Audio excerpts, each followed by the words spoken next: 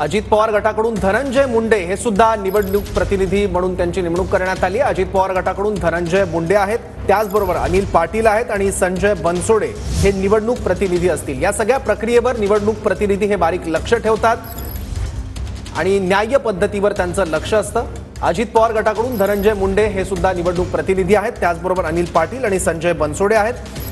तर शिवसेना ठाकरे गटाकडून अनिल देसाई, सुनील प्रभू, अनिल परब आणि अरविंद सावंत हे निवडणूक प्रतिनिधी आहेत। तर काँग्रेसकडून अभिजित वंजारी आणि सतेज पाटील, तर भाजपकडून दरेकर, नितेश राणे, डावखरे आणि संजय केळकर हे निवडणूक प्रतिनिधी आहेत। पहिल्या पसंतीची मतं आधी मोजली जात आहेत आणि त्यानंतर दुसऱ्या पसंतीची मतं जी आहेत ती मोजली जाणार आहेत। तर अशा वेळेला ती जी ट्रान्सफर ऑफ वोट होतं त्यावेळेला या प्रतिनिधींची भूमिका अत्यंत महत्त्वाची असणार आहे।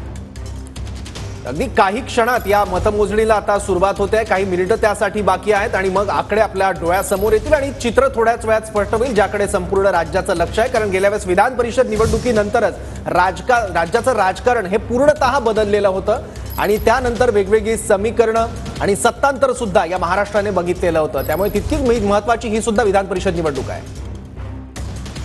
तर भाजपचे विधान परिषदेवरचे उमेदवार आहेत पंकजा मुंडे, परिणय फुके, सदाभाऊ खोत, अमित गोरखे आणि योगेश टिळेकर।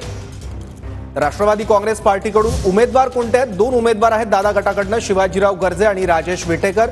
तर शिवसेना शिंदे गटाकडनं दोघांचं पुनर्वसन करण्याचा प्रयत्न होतो या निवडणुकीच्या माध्यमातून। एक आहेत कृपाल तुमाने रामटेकचे आणि दुसरे आहेत माजी खासदार भावना गवळी, ज्या की नाराज होत्या। तर ठाकरे गटाकडनं मिलिंद नार्वेकर यांना उमेदवारी देण्यात आलेली आहे। तर शेकापाचे जयंत पाटील देखील निवडणुकीच्या रिंगणात आहेत, ज्यांना शरद पवार गटानं पाठिंबा दिलेला आहे।